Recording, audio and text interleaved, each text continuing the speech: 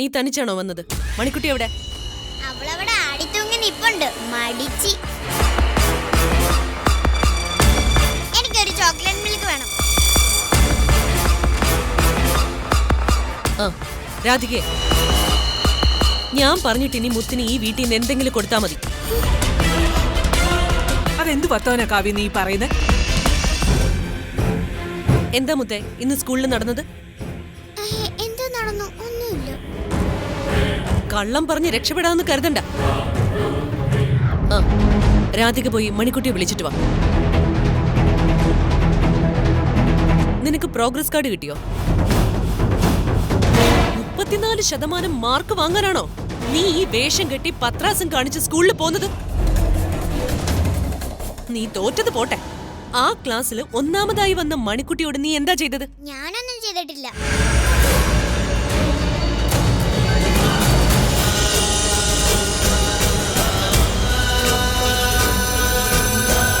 വന്നല്ല മണിക്കുട്ടി. അമ്മ അവളോട് എന്നെ ചോദിക്കും ഞാൻ വല്ലതും ചെയ്തോന്നു. മണിക്കുട്ടി, മുത്ത് ക്ലാസ്സിൽ വെച്ച് നിന്റെ കയ്യില് ഷൂസ് ഇട്ട് ചവിട്ടിയോ? ഇല്ല.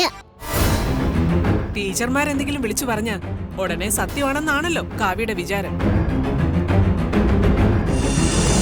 മണിക്കുട്ടി ഇങ്ങ് വന്നേ.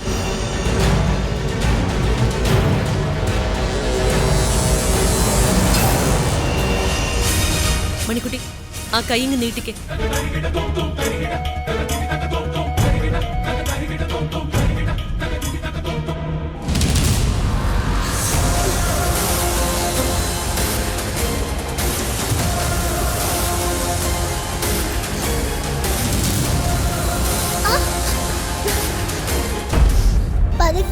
അയ്യോ വേദനയാണ്. നിന്നെ പോലൊരു കുഞ്ഞല്ലേടി ഇത്. ഇത്രയും വലിയ ദുഷ്ടത എങ്ങനെ ചെയ്യാൻ കഴിഞ്ഞു?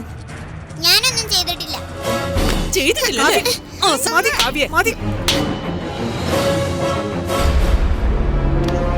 അല്ലല്ലോ, തീർന്നല്ലോ ശിക്ഷ.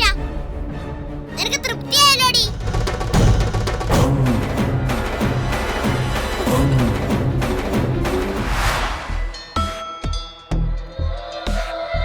എന്നോട് പിണക്കമാണോ മുത്തേ? ആന്റിക്ക് അറിയായിരുന്നല്ലോ എല്ലാം.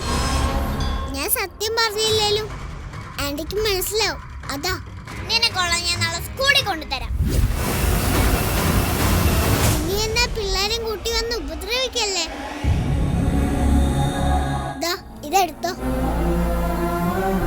എനിക്കൊരുപാട് ഇഷ്ടമായി പേന. എന്നാലും ഞാനിത് മുത്തിന് തരാം.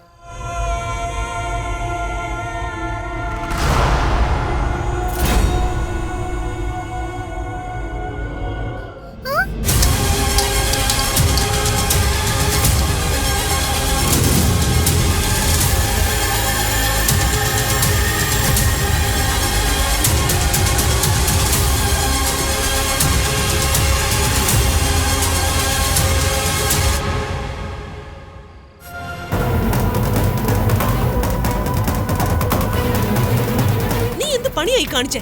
മനസ്സിലായില്ലേ? ഒരു പൊട്ട പേന എറിഞ്ഞു കളഞ്ഞു. ഒരു കുട്ടിക്ക് കഷ്ടപ്പെട്ട് കിട്ടിയ സമ്മാനം ആ പേന. അത് നീ ഓർത്തില്ലല്ലോ? ഓർത്തു, നല്ലപോലെ ഓർത്തു. നാശം പിടിച്ചോളല്ലേ ആ കുട്ടി. അത് ഓർത്തപ്പോഴേ ഞാൻ അത് വലിച്ചെറിഞ്ഞു കളഞ്ഞത്. എടി അഹങ്കാരം പിടിച്ചോളാ. വേണ്ട വേണ്ട പ്ലീസ്. എനിക്കറിയാം നിങ്ങൾ അത്ര നല്ലൊന്നും അല്ലെന്ന്. രണ്ടിന് ഞാൻ വെറുതെ ഇവിടുന്ന് വിചാരിക്കണ്ട.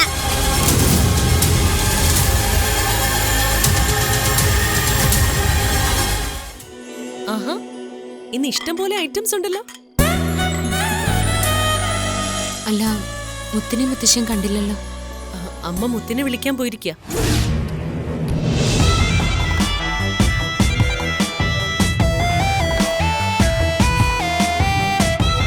ഞാൻ വിളിച്ചത് കേൾക്കാഞ്ഞിട്ടാണോ മുത്തേ നീ ഇറങ്ങി വരാത്തത്?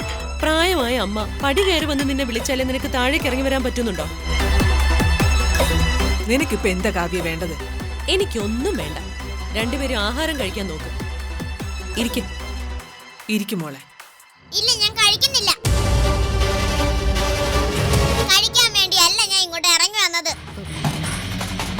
പിന്നെന്തിനാ? ഇനി ഈ വീടിന് ഒന്നും കഴിക്കുന്നില്ലെന്ന് പറയാൻ വേണ്ടിയാ. എന്താ കാര്യമെന്ന് പറ.